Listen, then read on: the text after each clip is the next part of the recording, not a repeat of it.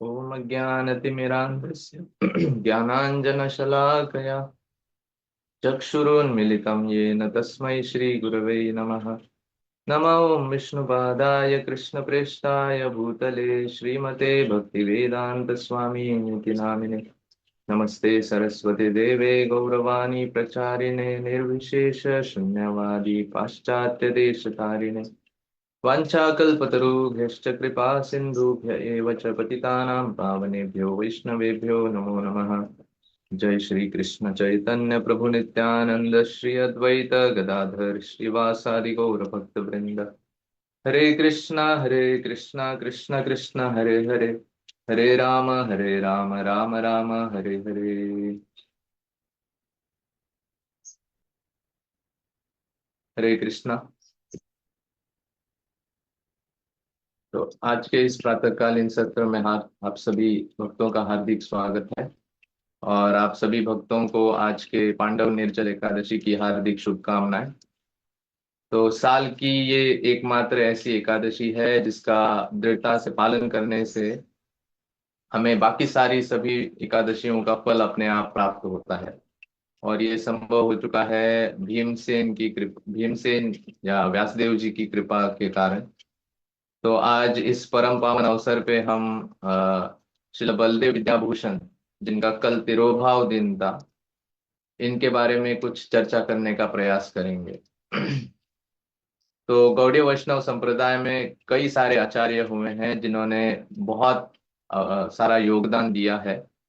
उन्हीं आचार्यों में से एक है श्रील बलदेव विद्याभूषण, जिनका जन्म उड़ीसा के एक प्रांत में हुआ था। 1678 साल में उड़ीसा में उनका जन्म हुआ था। और ये एक ऐसे आचार्य हैं जिन्होंने गौड़ीय वैष्णव सिद्धांत की रक्षा की है। तो वह कैसे की और किस प्रकार से हमारे गौड़ीय वैष्णव सिद्धांत को उन्होंने स्थापित किया, किस प्रकार से उन्होंने स्थापित किया कि गौड़ीय वैष्णव सिद्धांत कोई मनगढ़ंत नहीं है बल्कि ये अधिकृत है, शास्त्रों द्वारा प्रमाणित है, इसे कैसे प्रस्थापित किया, इसकी कथा हम आज संक्षिप्त में वर्णन करने का प्रयास करेंगे। तो बलदेव विद्याभूषण जब उड़ीसा प्रांत में जन्मे तो बचपन से ही वे बहुत बुद्धिमान थे। और खेल कूद में उनका मन नहीं लगता था, बल्कि शास्त्रों का अध्ययन करने में वे बहुत रुचि रखते थे। तो बचपन से ही प्रगाढ़ पंडित वे बने। और आगे चल के अपनी युवावस्था में वे मध्व संप्रदाय के गुरुओं से उनकी भेंट हुई। वहां पे उन्होंने शिक्षा ग्रहण की। तो वहां पे वेदों का अध्ययन, उपनिषदों का अध्ययन, पुराणों का अध्ययन उन्होंने प्रारंभ किया। और इस प्रकार से सभी शास्त्रों का गूढ़ सखोल ज्ञान उनमें आ गया था। और मध्व संप्रदाय में ही उन्होंने फिर आगे चल करके संन्यास लिया। संन्यास लेने के बाद वे भ्रमण करने लगे। भारत भर भ्रमण करते हुए उन्होंने कई सारे मायावादियों का को तर्क वितर्क करके उन्होंने परास्त किया। और इस प्रकार से भ्रमण करते करते वे आए जगन्नाथपुरी में। और जगन्नाथपुरी में आकर के उनका परिचय हुआ गौड़ीय वैष्णव सिद्धांत से। इससे पहले गौड़ीय वैष्णव सिद्धांत क्या है, राधा कृष्ण की पूजा अर्चना क्यों की जानी चाहिए, या फिर राधा कृष्ण का संबंध, या फिर उनका जो स्थान है, इनके बारे में वे नहीं जानते थे।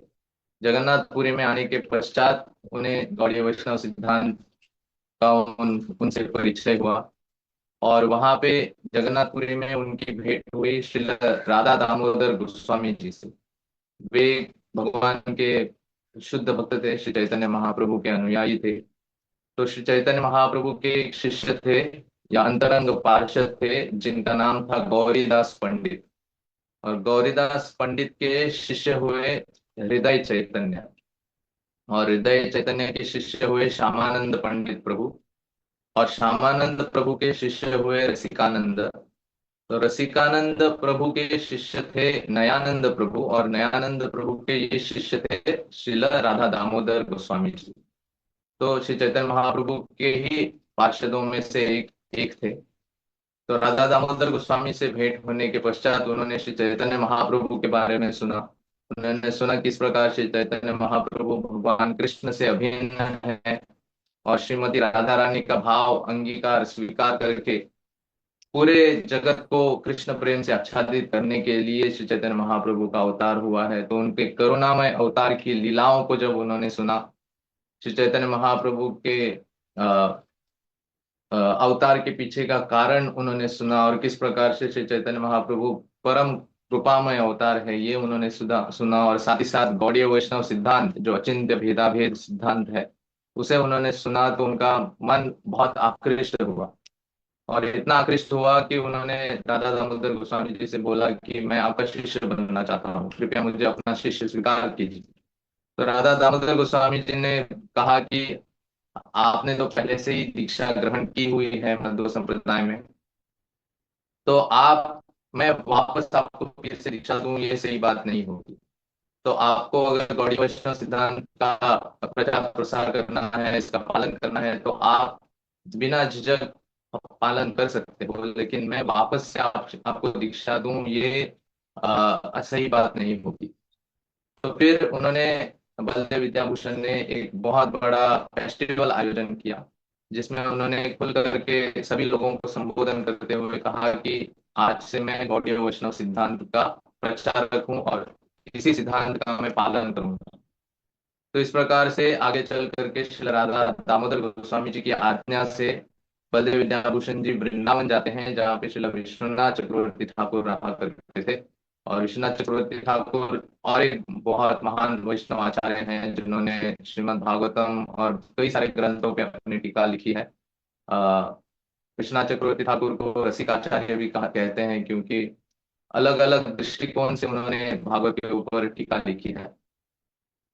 तो विश्वनाथ चक्रवर्ती ठाकुर के पास जाकर के वे श्रीमद् भागवतम और बाकी सारे ग्रंथों का अध्ययन करते हैं, खास करके वृंदावन के गोस्वामियों द्वारा लिखित ग्रंथ जो थे उनका अध्ययन श्री बलदेव विद्याभूषण वहां पे शुरू करते हैं।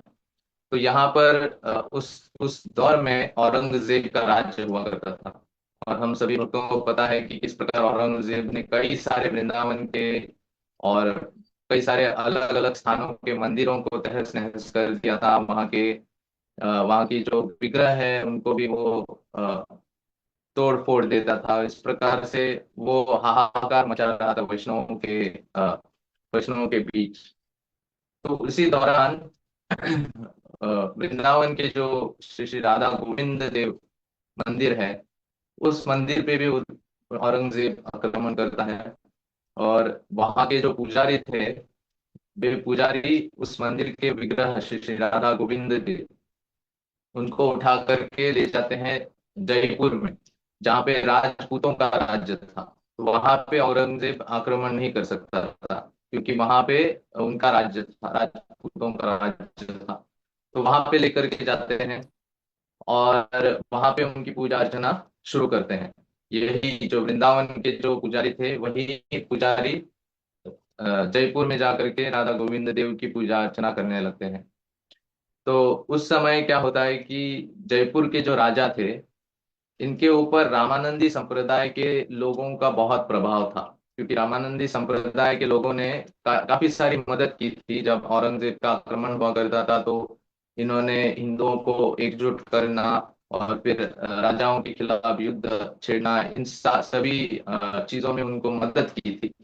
तो रामानंदी संप्रदाय के लोगों का इन्फ्लुएंस या प्रभाव जयपुर के राजा पे था।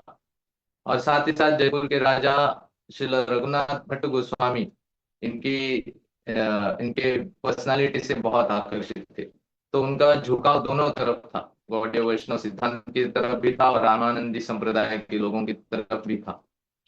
तो रामानंदी संप्रदाय का प्रभाव जब बहुत ज्यादा हो गया राजा के ऊपर, तो रामानंदी संप्रदाय के लोगों ने एक प्रश्न छेड़ दिया कि शास्त्र में कहाँ पे प्रमाणित है कि राधा कृष्ण का विवाह हुआ है, और जिन भगवान का विवाह नहीं हुआ है उनकी पूजा करके आप लोगों को क्या दर्शाना चाहते हो कि बिना विवाह के भी साथ रहा जा सकता है। तो ये तो गलत मैसेज जाएगा लोगों के लिए। तो राधा कृष्ण का जो पूजा है ये अधिकृत नहीं है और शास्त्रों द्वारा प्रमाणित नहीं है। तो इसीलिए राधा कृष्ण की पूजा को तुरंत रोक दिया जाए। इस प्रकार से रामानंदी संप्रदाय के लोगों ने जयपुर के राजा को इन्फ्लुएंस किया और फिर राजा ने फिर एक, तो राजा का झुकाव गौड़ीय वैष्णव की तरफ था। तो उन्होंने डायरेक्ट ऑर्डर नहीं दी, बल्कि उन्होंने एक बैलेंस अप्रोच अपनाया। उन्होंने कहा कि अगर ये बात है तो दोनों समुदाय की तरफ किया जाए। रामानंद संप्रदाय के लोग तो थे, साथ ही साथ हिंदी संप्रदाय के लोगों को सपोर्ट करने के लिए बाकी जो संप्रदाय थे उनके लोग भी आ गए। उनका भी यही मत था कि राधा कृष्ण की पूजा अ, अधिकृत नहीं। फिर ये बात सुन करके इस ये बात आग की तरह सभी दिशाओं में फैलने लगी। बंगाल में, उड़ीसा में और वृंदावन में, तो सभी जो राधा कृष्ण के पूजा करते थे, अर्चना करते थे, उनमें हाहाकार मच गया कि इस प्रकार से राजा ने इस। ओके, हरे कृष्णा। तो तो इस तर्क वितर्क में बलदेव विद्याभूषण की विद्वत्ता से सभी इम्प्रेस हो जाते हैं, और रामानंदी संप्रदाय और बाकी तीन संप्रदाय भी जो इनके साथ जुटे थे, ये इनके तर्क वितर्क को हरा नहीं पाते। तो फिर अब कोई रास्ता बचा नहीं बचा, ये देख करके ये रामानंदी संप्रदाय वाले लोग कहते हैं कि अगर आपका गौड़ीय वैष्णव सिद्धांत अगर ये अधिकृत है, तो आपके संप्रदाय का वेदांत के ऊपर लिखा हुआ टीका कहाँ पे है? क्योंकि बाकी सारे जो भी संप्रदाय है, इनका अपना अपना वेदांत सूत्र के ऊपर लिखा हुआ टीका है। जो मायावादी संप्रदाय थे, उनका शरीराक भाष्य जो आदि शंकराचार्य ने लिखा हुआ था। जो श्री संप्रदाय था, उनका श्री भाष्य। मध्व संप्रदाय का मध्वाचार्य ने लिखा हुआ भाष्य था। लेकिन उन्होंने प्रश्न किया कि आपका अगर संप्रदाय अधिकृत है, तो आपका वेदांत सूत्र के ऊपर की टीका आपको प्रदर्शित करनी होगी। और जब तक किसी संप्रदाय का वेदांत सूत्र के ऊपर कोई टीका नहीं होता, उसे हम अधिकृत स्वीकार नहीं करेंगे।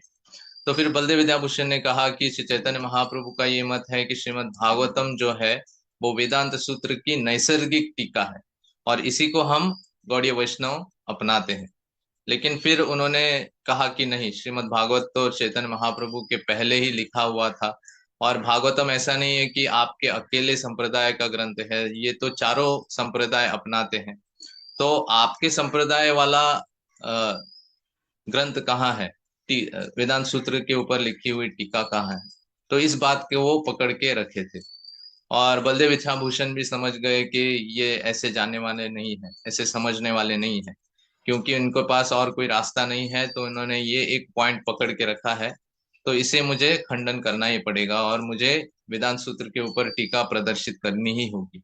तो बलदेव विद्याभूषण ने कहा कि आप मुझे कुछ दिनों का समय दीजिए, तो मैं प्रदर्शित करूंगा। तो फिर ये रामानंदी संप्रदाय वालों ने कहा कि ठीक है, आपको इतने दिनों का समय देते हैं, इतने दिनों में आप उस टीका को लेकर के आइए।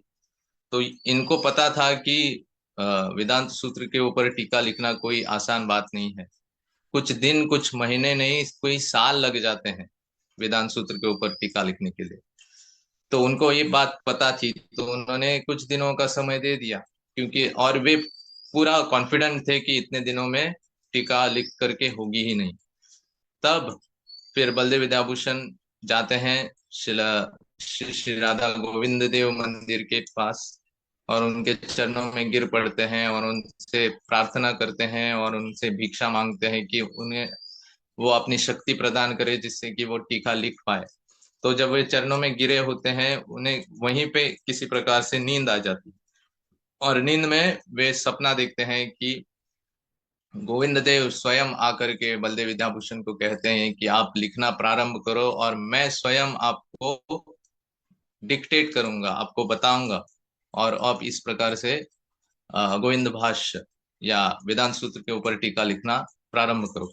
तो बलदेव विद्याभूषण जब जाग जाते हैं, तुरंत ही वे वेदांत सूत्र के ऊपर टीका लिखना प्रारंभ करते हैं। तो बिना खाए बिना सोए वे लिखते जाते हैं, कई दिनों तक लिखते जाते हैं, और गोविंद देव स्वयं उनको डिक्टेट करते हैं। और कई कुछ ही दिनों में वेदांत सूत्र के ऊपर उन्होंने ये टीका लिखी, और इस टीका को लिख करके उन रामानंदी संप्रदाय के लोगों के सामने उन्होंने प्रकट किया। और उन्होंने जब ये टीका को पढ़ा, तो उनके तो होश ही उड़ गए, क्योंकि ऐसी प्रबल टीका जिसमें कई सारे शास्त्रों से प्रमाण दिए गए थे, ऐसे तर्क वितर्क थे कि जिनका खंडन करना नामुमकिन था। तो उन्होंने जब इस टीका को पढ़ा तो वे भी एकदम भौचक्का रह गए, और उन्होंने समझा कि बलदेव विद्याभूषण कोई साधारण व्यक्तिमत्व है नहीं।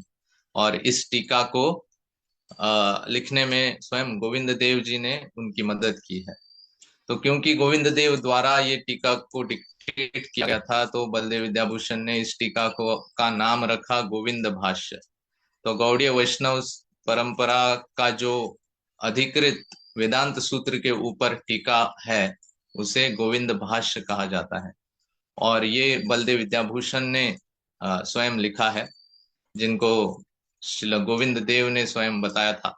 तो इस प्रकार के महान आचार्य गोविंद बलदेव विद्याभूषण थे, जिन्होंने गौड़ीय वैष्णव सिद्धांत की रक्षा की।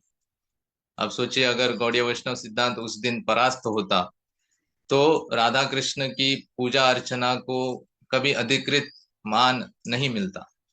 लेकिन गोविंद देव के आशीर्वाद से और बलदेव विद्याभूषण के अथक प्रयास से गौड़ीय वैष्णव सिद्धांत की स्थापना, पुनः स्थापना या फिर अधिकृतता को उन्होंने प्रस्थापित किया है।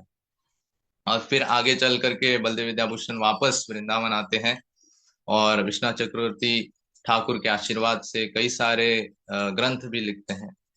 और जब राजस्थान में वे गोविंद देव मंदिर में कुछ दिनों के लिए रुके थे, तो वहां पे वे गोविंद देव जी का श्रृंगार करते थे, और बहुत सुंदर वो श्रृंगार करते थे। गोविंद देव की जो विग्रह है काफी बड़े हैं, तो अच्छे से श्रृंगार कर पाते थे। लेकिन वापस आने के पश्चात श्री श्री राधा श्याम सुंदर की सेवा उनको दी जाती है, और श्याम सुंदर के विग्रह बहुत छोटे थे, तो अच्छे से श्रृंगार नहीं कर पाते थे। तो वृंदावन के गोस्वामियों की आज्ञा से उन्होंने उनको रिक्वेस्ट किया, और उनकी फिर परमिशन से उन्होंने राधा श्याम सुंदर के विग्रहों को बड़ा विग्रह बना दिया, और वहां पे भी श्रृंगार करने लगे। और राधा श्याम सुंदर मंदिर जो वृंदावन में है, उसके उसी के प्रांगण में एक छोटी सी गुफा है, श्याम सुंदर मंदिर के प्रांगण में। तो उस गुफा से अंदर जाकर के वहां पे श्रील श्यामानंद पंडित प्रभु का भजन कुटीर है, वहां पे बैठ करके वे भजन लिख करते थे। और उसी गुफा में बैठ करके श्रील बलदेव विद्याभूषण ने अपने कई सारे ग्रंथों की रचना की है। और श्रील प्रभुपाद जी ने जब भगवत गीता के ऊपर अपनी टीका लिखी, अपनी कमेंट्री, अपने परपट्स, भक्ति वेदांत परपट्स दिए, तो इस भगवत गीता को उन्होंने डेडिकेट किया है श्रील बलदेव विद्याभूषण को। आप देखेंगे भगवत गीता के दूसरे या तीसरे पेज पे ही प्रभुपाद जी बताते हैं कि this commentary Bhagavad Gita is dedicated to Srila Baladeva Vidyabhushana. तो प्रभुपाद जी भी भली बात नहीं जानते थे कि बलदेव विद्याभूषण का कंट्रीब्यूशन क्या है हमारे गौड़ीय सिद्धांत को का संरक्षण करने के लिए। तो ऐसे महान वैष्णव आचार्य का आशीर्वाद अगर हम प्राप्त करें, तो हमारा भी गौड़ीय वैष्णव सिद्धांत में हमारा चित्त या हमारा जो विश्वास, हमारी श्रद्धा दृढ़ हो जाए, और हम भी श्री श्री राधा कृष्ण की सेवा में संलग्न हो जाए, ऐसी हम आज प्रार्थना करते हैं श्रील बलदेव विद्याभूषण के चरण कमलों में। तो आप सभी भक्तों का बहुत बहुत धन्यवाद। और नेटवर्क के लिए कृपया माफ कीजिएगा, थोड़ा बारिश के कारण यहाँ पे थोड़ा नेटवर्क ग्लिच होता है। हरे कृष्ण।